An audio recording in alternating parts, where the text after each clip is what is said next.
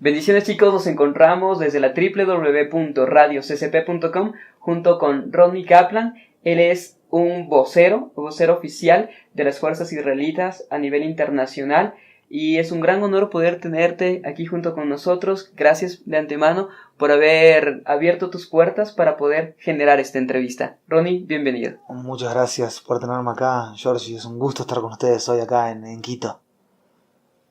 Cuéntanos un poquito, Ronnie, a partir de 2003, si no mal entiendo, sí. Tú tienes el contacto y tienes la oportunidad de viajar a Israel, ¿correcto? Mira, yo crecí en el seno de una familia judía, okay, en Uruguay. Me crié en el seno de la colectividad judía y siempre tuve como la idea de viajar, de ir a vivir a Israel, ¿no? Uh-huh. A los 18 años fui a pasear, muchos meses estuve por ahí paseando con mis amigos. Y decidí irme a vivir ahí porque realmente como que me enamoré del lugar, del país. Si bien tengo como dos corazones, ¿no? Un uruguayo y otro israelí. Ahora el uruguayo está bien fuerte también con el mundial. Pero bueno, en ese momento decido ir a vivir a Israel. Vuelvo a Uruguay un par de meses. Y a los 20 años me voy a vivir a Israel. Así que ya hace 15 años estoy viviendo allá. Mi esposa es israelí. Mis hijas, tengo 5 hijas. Vivimos en Jerusalén con mis hijas, con mi esposa. Serví muchos años en la Fuerza de Defensa de Israel y mi familia, es decir, mis padres, mis hermanos, mis abuelos viven en Uruguay, ¿no? Pero hay más de 100.000 latinos en Israel, ¿saben? Wow. 100.000 latinos que fueron a vivir de América Latina a Israel, una comunidad latina bastante grande por allá. ¿Cómo fue tu inicio o tu preparación para poder enrolarte posteriormente en las fuerzas israelitas? Al principio yo quería enrolarme como combatiente en el ejército. Okay.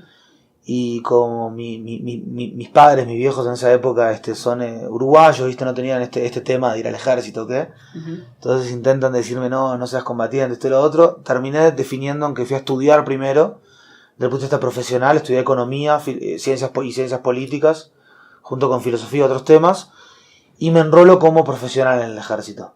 Okay. Me enrolo como profesional, como asesor del comandante en jefe en temas de financieros, de economía. Y con el tiempo me paso a otros puestos, puesto por puesto. Primero fui encargado de jefe de las relaciones internacionales. Los puestos centrales fui jefe de relaciones internacionales entre el ejército israelí y los ejércitos, los establishments de defensa de todos los países de América Latina, de África y de otros países en el mundo. Trabajamos un poco también con el ejército ecuatoriano en aquella época.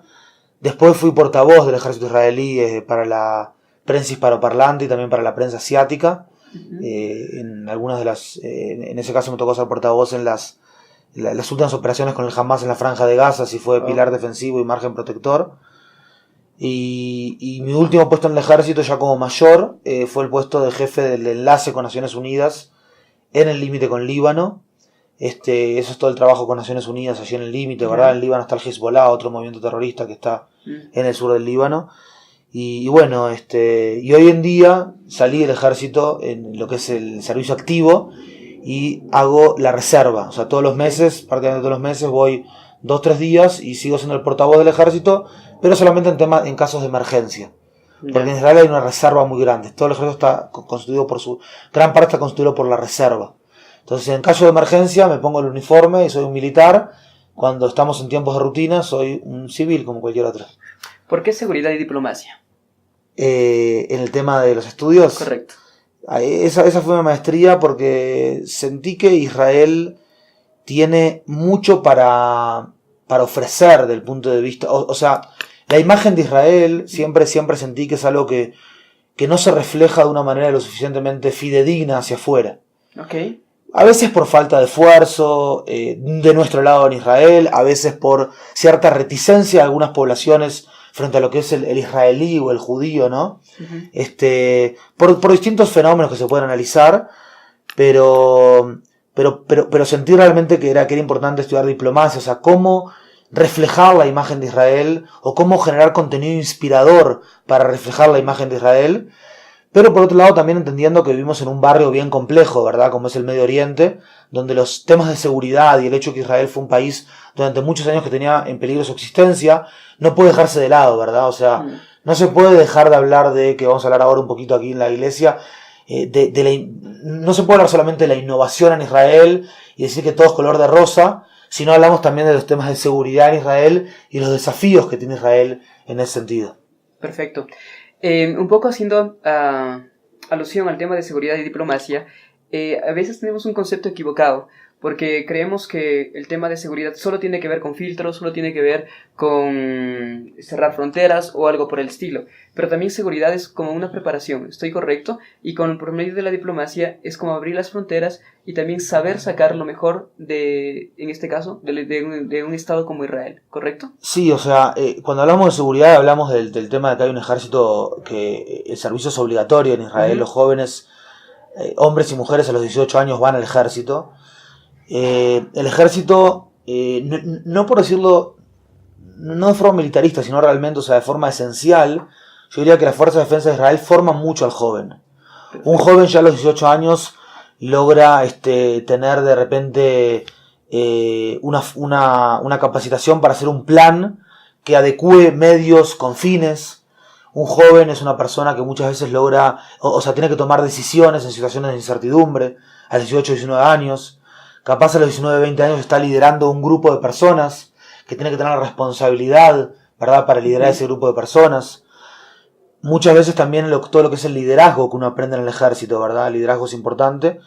Y por sobre todas las cosas el hecho de que vas a luchar junto con tu hermano cuya cara no viste nunca. Es decir, todos van al ejército, no hay un tema socioeconómico, ¿verdad? Yeah. Quizás la persona que está al lado tuyo en la primera línea de combate es una persona que su papá es una persona de mucho dinero, o que su papá es una persona pobre, y todos juntos están en el ejército combatiendo juntos, ¿verdad?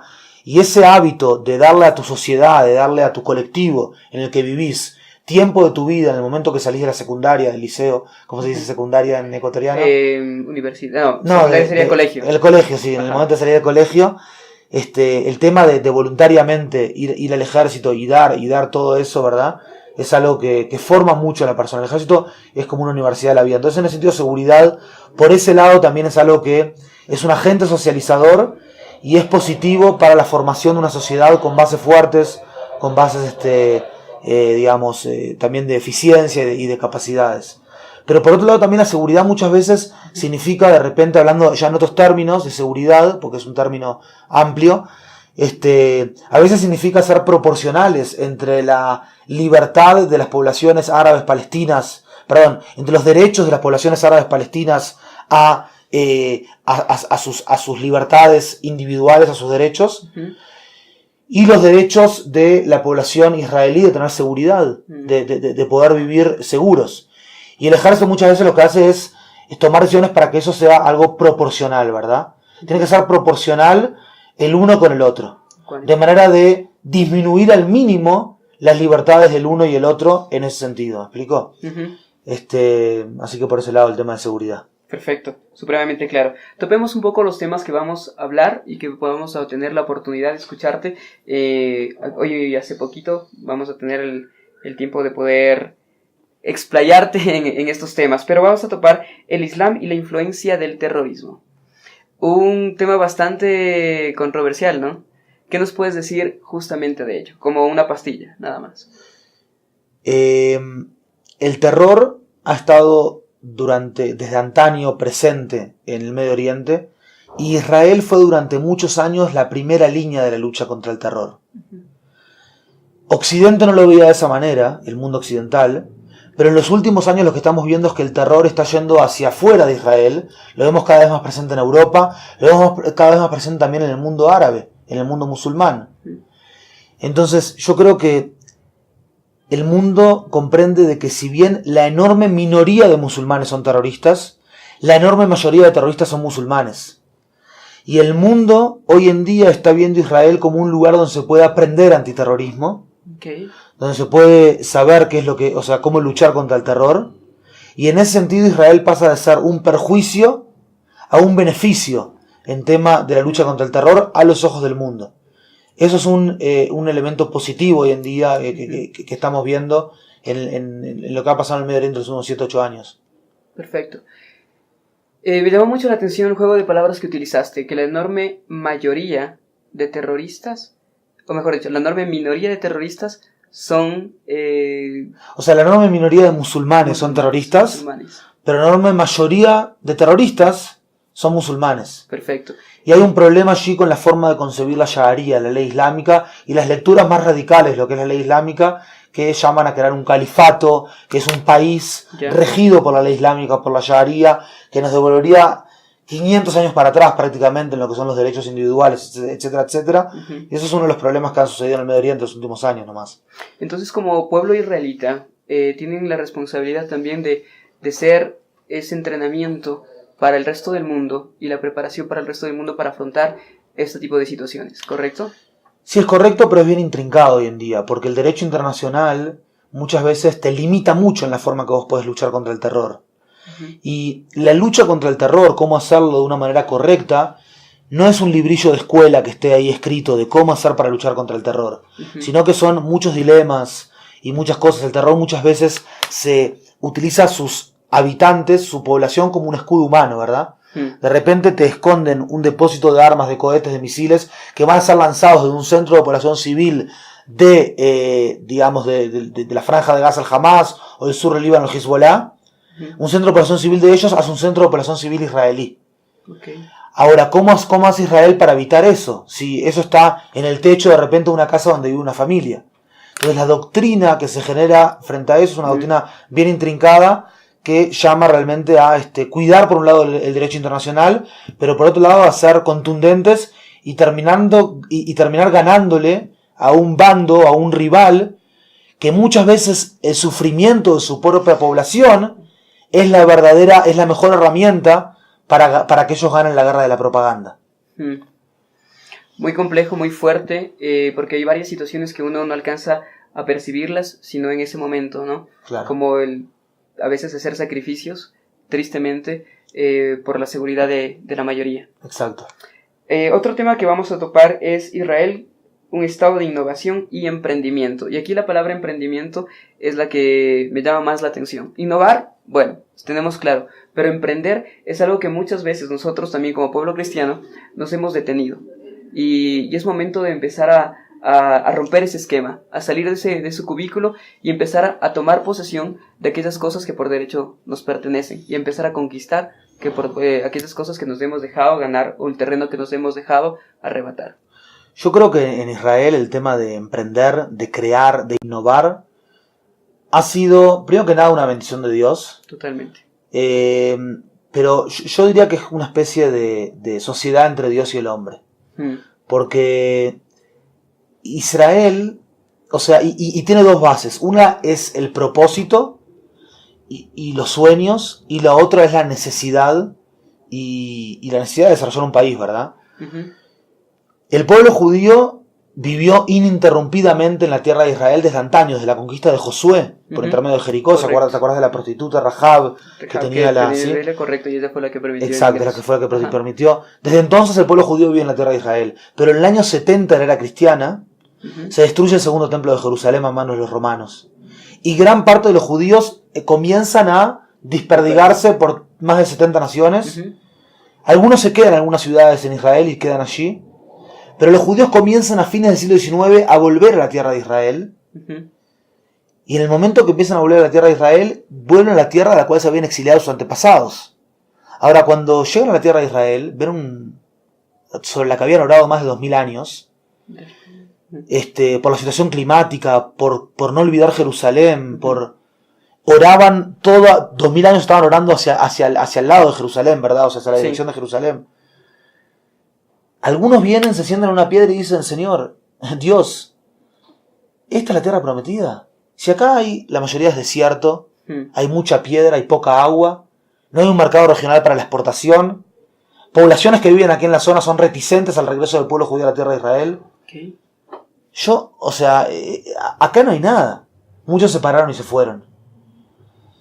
Otros se sentaron en otra piedra y dijeron: Dios, ¿esta es la tierra prometida? Nosotros oramos por 2000 años por este lugar que es solamente desierto. Un lugar desolado, triste, donde no hay nada. Sí, este es el lugar. Por eso vamos a una sociedad contigo, Señor Dios. Y vamos a desarrollar una economía basada en el conocimiento, en el emprendimiento, en la innovación. Y eso fue lo que se desarrolló en Israel, ¿verdad? Había una necesidad tremenda de hacerlo. No teníamos otro lugar. Los judíos Como vamos a ver en la conferencia, estamos viendo las conferencias increíbles que hace Israel Sin Fronteras, esta organización tan linda que trabaja con todo el pueblo evangélico aquí en Ecuador, educando y compartiendo sobre cómo es todo esto, el tema de la historia de Israel, la política, la innovación y todo esto, liderada por Roxana Katz. Y lo vamos a ver un poquito en la conferencia, pero Israel es justamente un pueblo que, como te digo, o sea, que la necesidad y el propósito fueron la madre del emprendimiento y la innovación. La pregunta es si también el pueblo cristiano, aquí en Ecuador, siente esa necesidad y ese propósito. El propósito creo que sí, pero la necesidad hay que tenerlo. Y a todo eso también hay que ponerle un marco institucional gubernamental, y centros de estudios, y fondos de capital de riesgo que están dispuestos a poner dinero, y jóvenes que están dispuestos a asumir riesgos, etcétera, etcétera. Eso es un poquito lo que vamos a ver en la segunda parte de la conferencia de hoy, sobre cómo se dio todo eso en Israel, ¿no? Perfecto, excelente. Cuando tú hablabas de 2 piedras, inmediatamente se me vino como levantar 2 altares, ¿no? La Biblia dice claramente que donde está tu corazón, ahí está donde está tu mirada, ahí está tu corazón. Lamentablemente a veces nosotros nos limitamos simplemente por las situaciones que nos rodean y vemos imposibilidad, pero cuando entendemos que Dios entra en ese momento, todo lo que era imposible se vuelve posible. Un poco yo creo que lo entendieron de esa manera aquellas personas que tomaron la responsabilidad de innovar y de emprender bajo la guía de Dios y en su propia tierra. Sí, y uno de los primeros que levantó altares en la Biblia fue Jacobo, nuestro patriarca Jacobo, que en uno de los episodios, cuando está luchando contra el ángel de Dios, le dice al ángel de Dios, le dice, ¿cómo es que le dice? Le dice, bueno, o sea, como el ángel de Dios estaba por ir, ¿no? Y Jacobo, en vez de decirle, andate, ya me estás pegando toda la noche, estoy en una batalla durísima, espiritual durísima, en vez de decirle eso, Jacobo le dice, no te irás hasta que me bendigas. Sin que me bendigas, hasta que me bendigas, ¿no? Según la traducción. ¿Qué significa eso? Jacobo le está diciendo, no voy a perder la oportunidad que trae la crisis. Tremendo. Y eso fue justamente la crisis esta que generaba quizás una tierra de Israel que era árida y que no tenía recursos naturales. El no haber tenido petróleo es la bendición más grande para Israel. El petróleo lo hubiese puesto en una zona de confort. Lo hubiese puesto en una zona hubiese podido desarrollar lo que un economista argentino llama la maldición de los recursos naturales. A veces tenés tantos recursos naturales, tenés un lugar tan bendito, tanto que en realidad el hombre los maneja mal. Y no lo valoras. Y no lo valora, exacto. Israel justamente, toda maldición trae consigo una bendición adentro, ¿verdad? Todo es para bien en este mundo. Entonces en el momento en que esa maldición, digamos, es concebida como una bendición, entonces se da vuelta la torta, Israel logra hacer una historia económica que empieza disecando pantanos, sigue exportando naranjas y hoy en día exportando microprocesadores para computadoras, ¿verdad? Y exportando en el área, por ejemplo, de los equipos médicos, la ciberseguridad, la computación, agricultura, todo lo que va a ser el auto del futuro, el auto sin conductor, ¿verdad? O sea, todo eso, Israel realmente es un país de punta, siendo un país de 8.8 millones de personas y 1/6 del 1% del Medio Oriente, sin un mercado regional para la exportación y con 65% de desierto. Eso es justamente, con un Dios de lado. Y con un Dios de lado, obviamente, que eso es todo, ¿verdad? Si uno está con Dios, lo tiene todo. Y si no está con Dios, no tiene nada. Así es. Resumidas cuentas. Una invitación porque entiendo que hay planificaciones correctas para poder visitar Israel. Definitivamente, cuando salí, como te contaba antes, George, antes de entrar en la entrevista, cuando yo salí del ejército, desarrollamos allí en Israel una operadora que trae muchas peregrinaciones evangélicas de Ecuador. Nuestro socio aquí en Ecuador, como te comentaba, es Israel Sin Fronteras, esta organización que es espectacular el trabajo que están haciendo. Roxana Katz es nuestra socia aquí en esto. Y juntos estamos pasando por todas las iglesias aquí en Ecuador, contando sobre estos programas que por un lado tienen la peregrinación tradicional, ¿sí? que se hace en Israel, elementos de la actualidad del Israel moderno, como estamos conversando ahora, temas de geopolítica, de estrategia, temas de innovación, y además elementos que tienen que ver con los valores judeocristianos comunes, con los valores de la civilización judeocristiana. Siempre muchas veces están lideradas por un pastor, que es el líder del grupo, y queremos invitar realmente a todos los pastores a ponerse en contacto acá con Israel Sin Fronteras, con Roxana Katz, que les paso el teléfono aquí, es 099-972-7064, o con Carolina Vega, que también está como directora en Israel Sin Fronteras, el 098-335-8141. Después se puede también, ponemos los mails. Claro que sí. Y la idea es seguir conversando sobre todos esos temas en las peregrinaciones en Israel. Yo personalmente las recibo. Es un viaje inolvidable para todo el mundo cuando realmente llega a Israel. Una cosa que no... La gente llora de emoción, o sea, es impresionante. A ver cuando venís vos, Georgie. Dios mediante, muy pronto. Seguro que sí. Ahí vamos a estar visitando esta tierra donde pisó nuestro Mesías, nuestro Salvador. Haciendo relación, lo que tú dijiste, la relación judío-cristiana. ¿Cuán importante es ello? Yo creo que sí es necesario que cada una de las personas que tenga la oportunidad de viajar a Israel y conocer esta tierra santa de donde estuvo caminando nuestro Salvador, es importante porque no solo va a inspirarte, no solo vas a recibir esta, ¿cómo te diría? Este impulso que a veces no necesitamos, o esta fuerza externa que lo necesitamos, sino también vas a tener ese contacto espiritual y físico con el lugar donde seguro se siente una atmósfera totalmente distinta. Total, Georgie, te digo una cosa más. Yo, con la experiencia de los cientos de viajes que estamos trayendo a Israel de grupos, yo te diría que a Israel va el que quiere, no el que puede. Porque si uno tiene realmente... No hay nada que se pueda parar frente a la voluntad de una persona. ¿Sí? O sea, todo sigue la voluntad y la persona está donde están sus pensamientos. Si la persona desea realmente hacerlo, la persona realmente quiere ir, se puede lograr. Esta gente aquí de Israel Sin Fronteras tiene todos los planes de financiación, tiene todas las formas, digamos, de pago, y con tarjeta de crédito, y con todo. Hay maneras. Todas las maneras, o sea, con empresas ordenadas, con todo bien ordenadito, ¿verdad? O sea, uno puede trabajar con eso en ese sentido. Y realmente lo que nosotros hacemos allá, nos ocupamos de toda la parte de... Nos comprometemos en realidad, ¿verdad? A inspirar a la gente, a capacitar a la gente, a que el pastor tenga toda la libertad teológica que él quiere, obviamente, para manejar su mensaje. Y por sobre todas las cosas, que tener un servicio logístico con toda la confianza del mundo, ¿sí? A veces el ecuatoriano es medio desconfiado, pero yo te digo que acá puede confiar, porque le hacemos esto con toda la profesionalidad, realmente también de todo corazón. Perfecto, la invitación está. Y algo que me llama mucho la atención es, y mejor dicho, me reafirma en esto, que la mayor fuerza que tiene el mundo es la voluntad. Así es. Y ahí está. Si tienes la voluntad, puedes hacerlo y puedes visitar Israel. Tengo una pregunta que no me gustaría dejarla en el aire. ¿Cómo no? ¿Por qué un judío sigue esperando la venida del Mesías cuando él ya vino? Un judío en realidad está esperando que el mundo llegue a la redención. Okay. Que el mundo se restaure completamente y que, como dice en Isaías 56:7, la casa de Israel sea llamada casa de oración para todas las naciones. Un judío está esperando, como dice en Isaías también 4:2, que las lanzas se conviertan en arados, que las espadas en hoces, y que ninguna nación levante más la espada contra otra y que no se practique más la guerra, ¿verdad? Después de tantas guerras y tantos amigos que han muerto allí. No tenemos tanta seguridad quizás como tiene el pueblo cristiano, pero amamos a nuestros hermanos cristianos y queremos hacer también una coalición o una alianza para levantar la voz por los valores de la civilización judeo-cristiana, que sean realmente respetados y cuidados en todo el mundo occidental y en todo el mundo en realidad. Perfecto. Muchas gracias, Ronnie. Qué gusto, y Sergio. Finalmente quisiera pedirte una invitación a toda la gente, a las personas que nos están viendo y escuchando, a que sintonicen a www.radiocsp.com, que es una radio con sueños y propósitos.